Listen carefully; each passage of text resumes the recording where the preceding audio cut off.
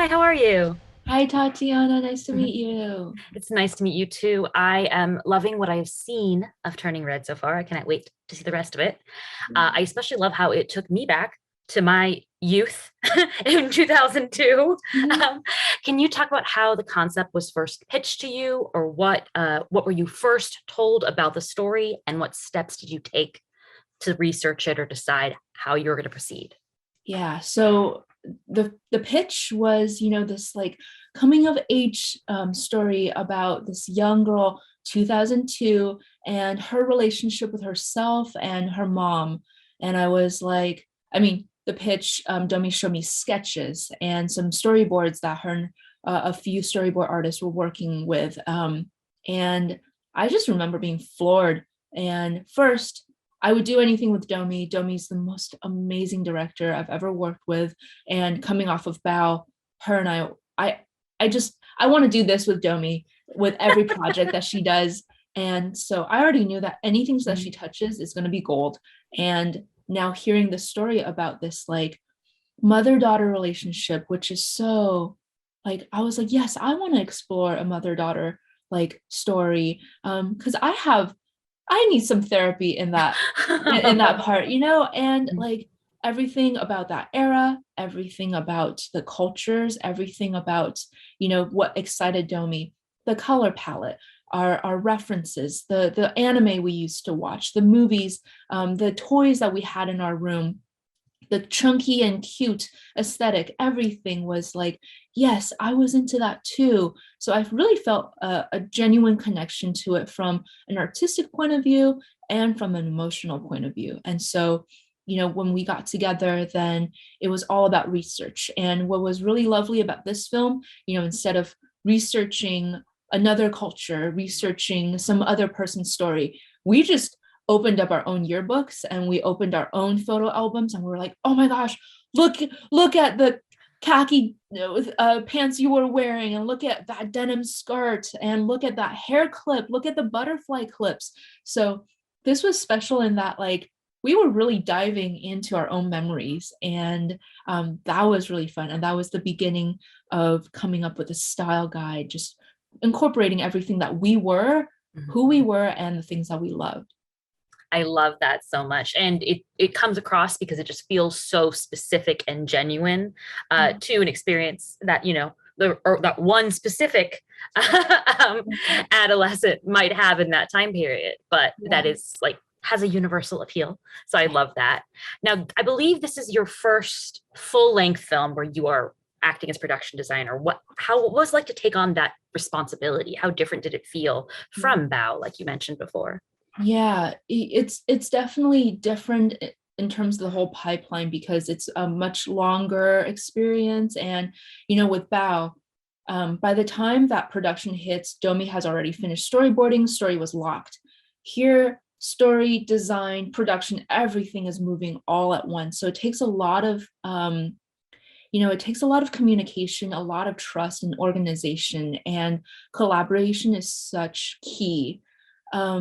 Coming into this being a first timer, I just felt really lucky and supported because, it's Domi, it's Danielle, it's Lindsay, and they're all women, and they all really understood because they all have been through this, like being the first time, as confident as we appear, sometimes there are moments where, you have thoughts and doubts about yourself.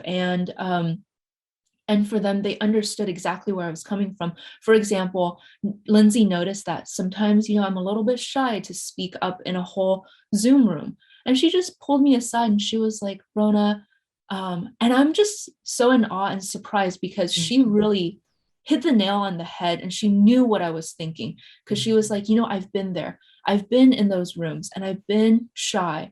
But she's like, I need to tell you that if you are invited, then your voice is wanted and the only person holding you back is yourself. And I just felt like it's those things where, we were working on this level of like, we don't even have to say anything to each other and they just knew. And I I feel like this was such a nurturing first time experience, and I feel like it's so special because of that. Oh, that sounds wonderful. Speaking Yeah. of nurturing. You talked about the importance of the family dynamic between Mei Li and her mother, which is such a lovely and crucial component of the story.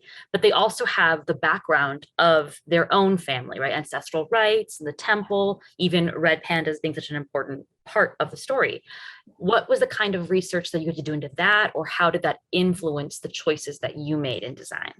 Yeah. So in terms of like, in terms of the feelings of like honoring your family and that the family ties and being dutiful daughter, we didn't have to look very far because like that's just us with our Mhm. moms.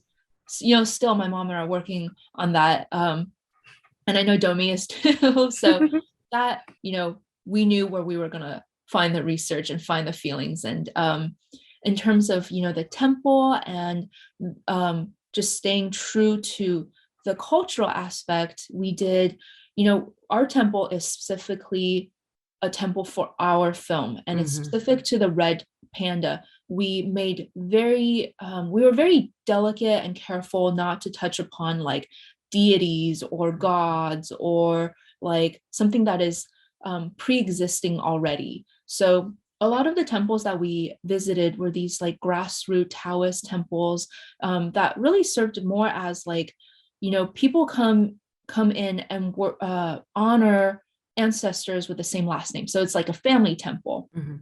and it's more community kept, and it's more of a like a place where people can come together, say their prayers, and just like be together and play chess and do communal things together. And that's kind of how we imagined our temple to be, so that the reason why we designed it with like every little detail is a red panda is because we wanted to just ground this in our world. This is our thing.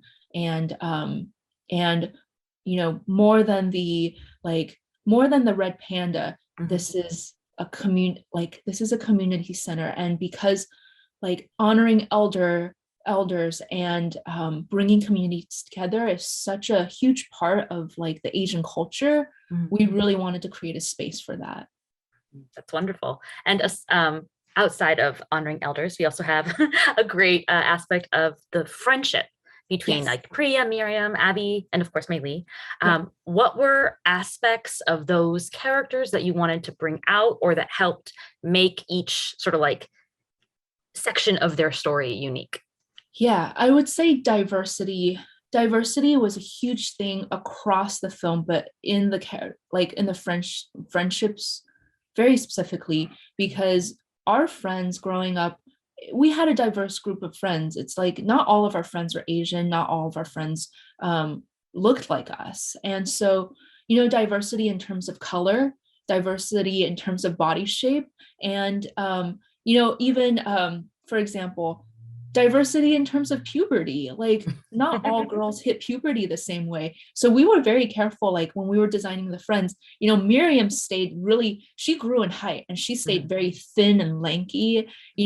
Priya is chubby and round and she's short. And Priya, funny, we were saying, those girls that develop a little sooner than all the rest of Mhm. us and they get their breasts coming in first, we were like, let's design a character like that because we want to depict every aspect of puberty. I love that. And I really just love the whole metaphor of puberty, which was not something that I was expecting in my Disney Pixar film, but it has been beautifully done so far. I cannot wait to see how they all turn out. Thank you so much. Wonderful Thank talking to you, you. Tatiana. Have a Yeah. great day, Rona.